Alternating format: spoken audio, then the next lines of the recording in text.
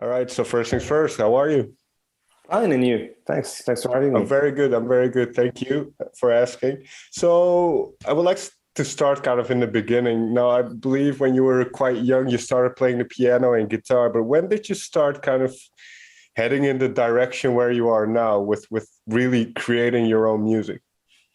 I think it really started when I was like in my teens, so 16, I think. And what happened was it was actually by accident. I Okay. went to this party and I saw a DJ, and I wanted to try it out. So I couldn't afford like decks at that time, Yeah. so I just downloaded a copy of Virtual DJ and had fun with it for an hour or two. Then told myself, yeah, this is nice, but what if I make my own music? What if I try? So I got a copy of FL Studio, Okay. and yeah, it went from there. That night where you saw the DJ, what do you remember of that? Why did it kind of spark your interest? And what kind of music was he playing? Well, it kind of sparked my interest because it was very new to me. Before that, I remember not being into electronic music at all, which is pretty funny. But I used to hate Daft Punk, Yeah. and I would be like I would only listen to rock, Okay. to be honest. So yeah, it was the first time I was exposed to that kind of music, and to house music, and just the ability to go from one song to another, to read a crowd, to see music not just like those the 3 minutes you listen to, but Sure. to the actual trip of 2 hour DJ sets and going through phases and emotions, and that's what appealed to me. And then, as you mentioned, you start downloading all this software and trying to figure out how to create that music. What was that process like of figuring out one how to use it, but also trying to get kind of the thoughts that you had or the melodies in your head to try and get that into something tangible, something real in a way. Well, it's been a lot of trial and error. Okay. Obviously, I think like a lot of kids from my generation, I learned everything on YouTube. So Right. I'm like, okay, I wanna make that song. So how to make? I would just load a remake and try to make it the same as I heard it, Mm. or just watch a tutorial on how to sidechain, and step by step, I learned how to make songs. But it took, I think it took like 2 years before I got something that was listenable. Mm. It happened really gradually, and it was more just me having fun, like on a video game. And it was never about actually making a living out of it or making actual good music. It was really just tweaking and having fun. Yeah, and I'm guessing that should be, or that's probably a good tip for young people as well who are trying to make music, is not to take it too seriously early on and just have fun with it. Yeah, yeah, exactly. That's even now I try to have fun. If I'm not having fun, I'm not going in the right direction. Right. And you say, so it took you a while to kind of get where you wanted to go or to be proud of what you were making. So was Coastal Cat, was that kind of the first one that you thought, okay, this is quite nice, actually, I'm going to just put it online and see what people think? Actually, it wasn't the first track because before that I released a few tracks on some independent labels, Okay. but they weren't that and very good. But Coastal Cat was the first breakthrough track, I'd say, or track that got some attention and got me some gigs, and got me into my first playing to play, at a show. Sure. And Coastal Cat was actually very, very, very fast. I mean, some songs can take hours and hundreds of hours to finish. And Coastal Cat, I remember sitting down at my laptop in the afternoon, and the same evening it was done, and I uploaded it to SoundCloud. It's the very same evening, and then it was re-released afterwards, and yeah, it was very it was very quick, a quick process, but it actually helped a lot with my career and launched the whole following with Seve that really worked well, Sure. and all the followings. But this idea of kind of something, you create something in your bedroom or wherever in the studio, and then putting it out on the internet for people to listen to, and then obviously to judge as well, because people are very harsh on the internet as well. So what was that process for you like mentally to kind of start to share what you were creating? It was actually, I don't think at the time that it was, I remember people being mean on the internet. It was actually pretty loving. Okay. It was at the peak of SoundCloud, so everybody was just sharing their stuff, giving feedback, reposting. It was a very nice experience. So I didn't feel at all crushed by that, and yeah, it felt very natural. It didn't. It wasn't that hard. Sure. At the time. And then Seve comes along, and especially now because it's been a couple of years. So how do you listen back to that song? What are the first memories that come up in your mind when you hear that song again? It's a double-edged sword. Like, okay. I guess like any first big song an artist has, is that like, I think it was, I was watching an interview the other day of Vanessa Carlton, who did the famous 1,000 Miles. And she was saying like, it's like, you know, often when it's one of your first songs that blows up, it feels like afterwards you could go on with your life. And, you know, if you're a writer, you write books. She was saying like, you write tons of books and you've accomplished lots of novels and all, but everybody keeps talking to you about that very first paper, and you wrote in high school, and like you don't hate that paper, but it feels sometimes tough to be always compared. Like every song I would put out, I would get someone saying it's good, but it's not not as good as Seve, you know. Yeah, that's an interesting thought, because in a way you kind of people are kind of forcing you to compete with yourself, which is a weird thing. But do you feel that then as a creative, as an artist yourself, where you feel like because you had that success early on that you kind of need to match that with other songs or with other releases? Well, there was definitely a pressure after that to do it again, you know, and do it in that same vibe with that much demand. And I'm not angry at my fans or people saying that, because I'm very grateful. It's awesome to have a hit, and it's and most people never do, you know, so I'm super grateful. But I feel pressure for a while to do same and better, and I think it paralyzed me for a few years after the release of Seve, and it's only recently that I've finally come to peace with it, and I just try to make. I mean, I'll never be able to make another Seve, because it's. I mean, it already exists. So, exactly. So all I can try to do is make something else and create something different, and maybe there'll be another Seve, maybe not. But that's a fair point, because one thing that at least I find, and I don't know if you look at it the same, but the last couple of releases that you've had, let's say the past 2 years, are very diverse. Mm-hmm. It's very, it feels like you're kind of trying things out as well. I'm into this now. As you mentioned, I think with the last 2 songs, Every Single Time and Bring the Vibe in Check, that you wanted to kind of get into that rave or club mindset. So every song that you do, is that kind of a different atmosphere for you? Or are you just trying things out now?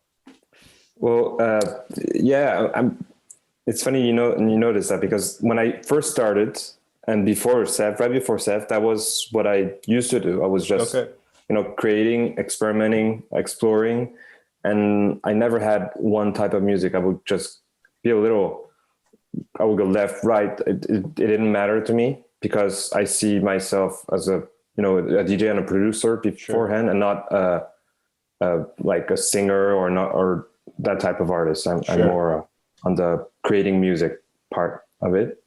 And after Seve, I kind of confined myself into a certain style and genre, because I thought I needed to be more build in a more constructive way. But that also, I think, was a bit hard on the creative part, because it's not fun making the same thing over and over again. And now I'm just like going back to that same mindset before Seve, where I was just basically having fun and creating, and that's where I feel the best. And I hope, I believe, like, it's easy when you're it's not easy, but when you're a singer, it's kind of easier because you always have your voice to as a guideline. So you could go in any genre, any styles, and that's what singers do. But as a producer, it's tougher because a lot try to have like a watermark or an instrument that makes you recognize them. But to me, like, if I use, for example, All My Life a saxophone, I don't think that will be enough to make me stand out or make my personality grow, you know? So what I try to do is I try to make stuff with my heart, and I hope throughout my work there will be something that will link them all, because they will all have been made with my guts, you know? And that's my dream, would be whatever record I make, people will recognize my touch, you know? Yeah, this might be difficult to define, but what do you think is that kind of thing that separates you perhaps from others? Because in the past 10, 15, even longer years, the whole electronic music scene has exploded, and there's so much out there these days. I think it's crazy the number of songs that come out every day. It was like 60,000 songs a day come out. It's ridiculous. Released. It's nuts, even compared to when I started 10 years ago. Sure. It feels almost, it feels overwhelming. I'm not sure I can answer. I don't know what I have more. I still believe that a lot of nowadays artists are maybe don't follow their heart enough, and feel it's almost a competition, you know, and a high level sport where everybody has to stay in shape, and it's more about performance and less about music. Right. So I believe I still believe in music, and I still believe that a good music will work, you know, and so I have to focus on making good music, you know. What gets you going then? What gets you in the right mindset or like a right flow to work? Is it just, do you treat it like a 9-to-5 job? Do you just start in the morning and see where you end up, or do you kind of wait for certain inspiration? Oh, that's an interesting question. I tried because before that, when Seve kind of blew up, and I was still in college. I was still studying, and so I only started doing this full time 6 years ago. Okay. Yeah, and or 7 years ago now. And the first thing I tried to do was treat it like a 9-to-5 jobs, you know, and so I would just do my music, then at 5 finish, and so the advantages of that is that I'll have like a very clear separation with my private life and my job now. But that just didn't work for me. I mean, I might come out as lazy, but I might not make a single song or work on a single song for 2 weeks or a month. And then suddenly have this burst where I really need to express something. And I would do like a full week or 2 nonstop producing, creating, and then I would just suddenly stop. And then, so it kind of works like that for me. And I don't try to control it anymore. So with those 2 songs that I mentioned earlier, Every Single Time and Bring the Vibe in Check, what was kind of the motivation, or what was the thing that they wanted to express with those 2? Because I believe they're kind of released in the same. Yeah, same vibe. Yeah. So what kind of triggered you to kind of make those songs and then put them out? What kind of triggered me was like all of my other songs before that. Well, they're dance songs, but they were hard to play every time I went and played shows and festivals and clubs. They were very melodic and not on a hard-hitting driving side. And with COVID and no gigs at all, I felt really the need to go party, which I couldn't do. And that's actually the kind of music I like to listen to when I go to festivals. It's more on the hard trance side and hard techno. So yeah, the idea was just make records I could actually play and that I would dance to at a party. So it went from there. And I also really wanted to bring all the motivation was also to bring the ghetto house and the hard trance scene and bring it in my world with a little more pop flavor and make it more accessible, because it's rarely melodic. I mean, it's often dark, those songs, and I really wanted to bring that light side into it. Yeah, well, that's an interesting point you raised, because where kind of do you draw your influences from? Because I believe your album Lizard Days was you went more the poppy side and kind of see where the melodic, the focus on melodic elements and stuff. And there's obviously a great tradition of electronic music. I mean, even we've spoken to people like Jean-Michel Jarre and all the way up to Armin van Buuren and all that kind of stuff. So what if you noticed kind of influences what you do, influences your sound? What you kind mean, of like other artists or other artists or genres, or is it just, are you a blank canvas in a way? I'm influenced by tons of artists and in very various genres. Like, for example, the album Lizard Days. I think you could hear it. I hear it now when I listen to it, but I was listening to Sgt. Pepper, Lonely Heart Club Band like nonstop when I did that record. So the whole structure kind of comes from it, and the whole instrumental aspect of it as well, because we went in a studio to record like real drummers and musicians. But I mean, I still listen to music like I used to when I was a kid, where I have like phases. So I'd had like my Tame Impala phase where I would listen only Tame Impala and like watch all the documentaries and be like I'm a fanboy, I just listen to one guy at a time. Right. And then so every few months I have like this new thing I'm listening to. So who are you into at the moment? At the moment, actually, I'm into like nothing in particular. Okay. I don't think it's but I don't know. It's like you say, maybe sometimes you can be really focused on music, and then other weeks you kind of focus on other stuff. Exactly. So there's been one guy that has influenced me like from the beginning to even now, that has stayed a big influence. That would be like Calvin Harris. Okay, but I talked about him too much, so yeah, fair enough. Well, to round off then, because the songs we mentioned, are you? How do you see kind of releasing music these days? Because the internet and modern technology has made it very easy to just create something and put it out immediately. Are you still thinking about, thinking about releasing an album or an EP, or are you releasing kind of songs separately at the moment? What are your thoughts on how you want to release music? It's way easier to release music now, but it's also much harder to get attention because we're so many, and more every day. And the problem I had, like I released an EP, five track EP last year.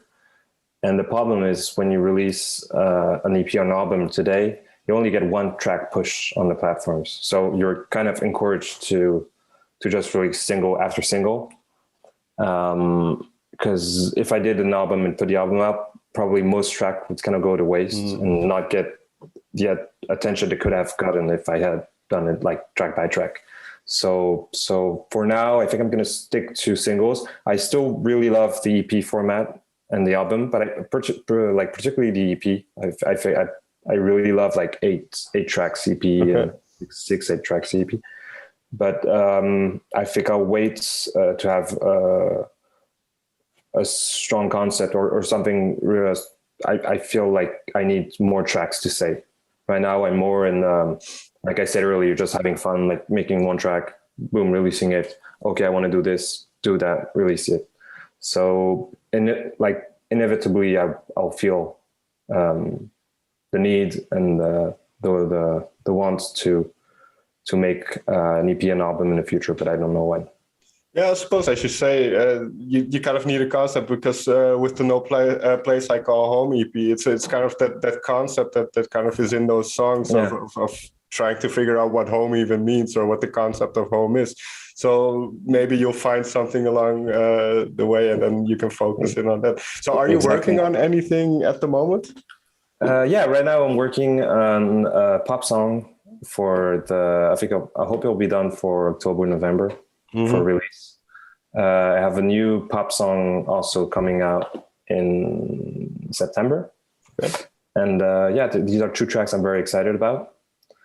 And I think that's it. Now I also have like 2 more club tracks in the same that go in the same vibe as Bring the Vibe in Check and Every Single Time, to continue a bit that club legacy, if I can call it. No, it's not a legacy, but yeah.